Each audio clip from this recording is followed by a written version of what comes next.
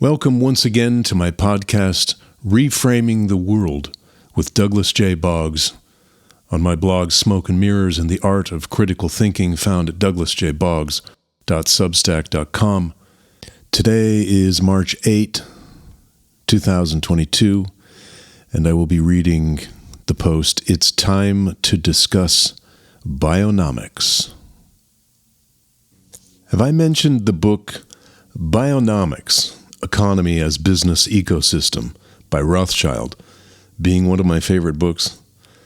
I wish to thank my friend Greg Welch, a senior director at Intel, for the recommendation. I have since read the book he lent me more than a few times, and it's falling apart, so I owe him a new copy. Greg, don't worry, I'm good for it. Bionomics is the comprehensive study of an organism and its relation to its environment.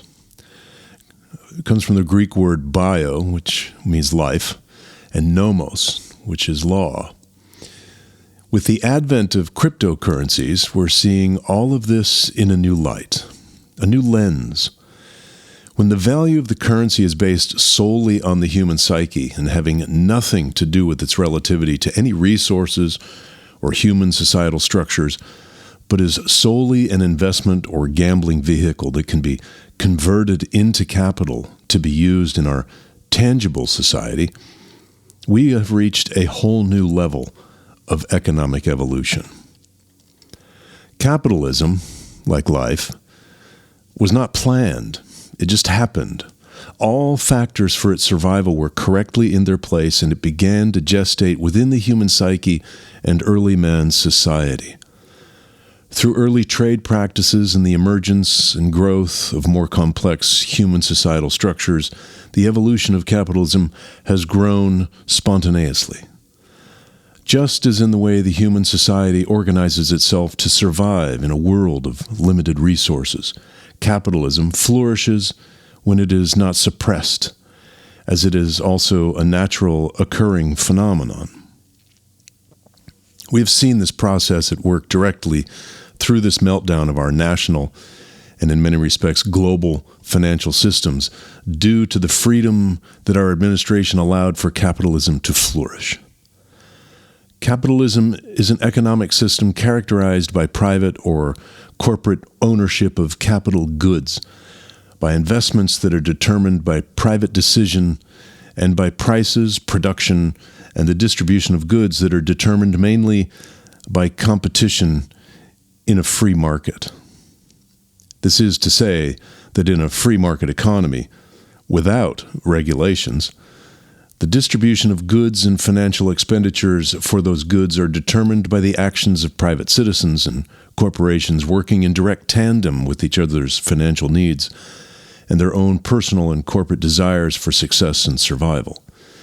In another way to say it would be that capitalism is the evolutionary process of all organisms, businesses, corporations, markets, economies that seek to adapt and preserve themselves and their own individual environments and their genetic success characteristics. The inheritance of the success genes of corporations, as an example, help to maintain the stability of the markets as the corporations continually announce these genes and their successful mutations to the public at large through earnings announcements and stock valuations. This also goes to say that each local and national economy distribute this same success information to the public at large for them to interrelate within their own environment. As the economy is continually and dynamically driven into new states by technological change, the rules and lessons of bionomics are more pertinent than ever. They suggest great caution regarding government planning and control of a naturally growing and self-regulating market economy. Government's role is to protect the property and the rights of individuals and corporations that allow new economic orders to flourish. Rothschild notes that the roots of his study of economics theory came from Darwin's natural selection, and it makes intuitive sense that economics would have much more to do with biology than math and statistics. Capitalism is not just another economic system. It is a natural emergent quality of nature itself. Emergence theory is a concept that has been used in theory since at least Aristotle. It is the study of behavior or emergent property, which can appear when a number of simple entities, corporations, businesses, individuals, economies, operate in an environment, forming more complex behaviors as a collective. If emergence happens over disparate size scales, then the reason is there is often a form of top-down feedback in systems with emergent properties. This process may occur in either the observed or observing system, and can commonly be identified by their patterns of accumulating change, most generally called growth. This is more commonly referred to as Reaganomics in political discussions today. This behavior occurs because of highly intricate relations across a myriad of scales and feedback to individual results of these behaviors. This interconnectivity can be predictable or highly unpredictable, thus allowing to represent a new level of the system's evolution. As much as I may be a conspiracy theorist, the complex behaviors or properties are not a property of any single such entity. We are unable to deduce or predict the behavior of the system, that being corporations, national or global economies, from a single or lower level entities or the citizens or small businesses. Liken this theory to the fact that no physical property of an individual molecule of air would lead one to think that a large collection of them will transmit sound. This has been studied by watching flocks of birds or a shoal of fish. There is no leader to this systemic movement. The birds or fish move and act and react as one entity, although there is no direct leader. The movements and reactions, or emergent behavior, is hard to predict due to the number of interactions between components of a system, which increases relating with the number of components, whereby potentially allowing for many new and subtle types of different behavior patterns to emerge. For example, the possible interactions between groups of molecules grows enormously with the number of molecules, such that it is impossible for a computer to even count the number of arrangements for a system as small as 20 molecules. On the other hand, merely having a large number of interactions is not enough by itself to guarantee emergent behavior. Many of the interactions may be negligible or irrelevant, or may cancel each other out. In some cases, a large number of interactions can in fact work against the emergence of new and interesting behaviors by creating a lot of noise to drown out any emerging signal. The emergent behavior may need to be temporarily isolated from other interactions before it reaches enough critical mass to be self-supporting. So it is not just the sheer number of connections between components which encourages emergence, but it is also how these connections are organized. A hierarchical organization is one example that can generate emergent behavior. A bureaucracy or government may behave in a way quite different from that of the individual humans in that bureaucracy or government entity.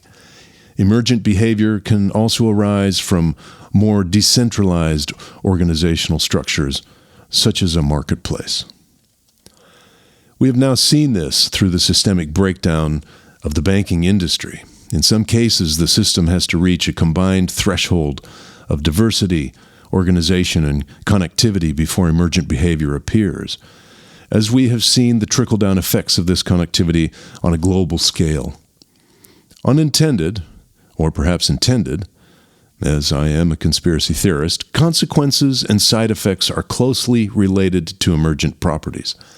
That said, although the actual behavior of the intended consequences would not be guaranteed to the individuals attempting to manipulate the emergent properties due to the unpredictability of such a large global system, the continued actions and reactions can help justify and allow for the systemic changes to occur on their own. This, over time, allows the individuals to change their processes in order to comply with the new evolutions of thought and actions. Luc Steels is a Belgian scientist and director of the Artificial Intelligence Laboratory of the University Brussels, writes, "A component has a particular functionality, but this is not recognizable as a subfunction of the global functionality. Instead, a component implements a behavior whose side effect contributes to the global functionality. Each behavior has a side effect, and the sum of the side effects gives the desired functionality." If I may paraphrase this, that the global or macroscopic functionality of a system with emergent functionality is the sum of all side effects, of all emergent properties and functionalities. With the most recent global breakdown of our banking system, we realize that the side effects of the banking system directly relate to the effects of the insurance system, which directly relate to the reinsurance systems. These directly relate to the borrowing capabilities of local banking systems and their interdependence on the international banking systems. This directly relates to the borrowing capabilities of the small businesses and microorganisms or individual citizens. The success of the macro systems or host entities rely more on their own successes to the demise of the individual entity's success. Thus, the hailed, quote, trickle-down theory, or Reaganomics, is not a determined, successful business model.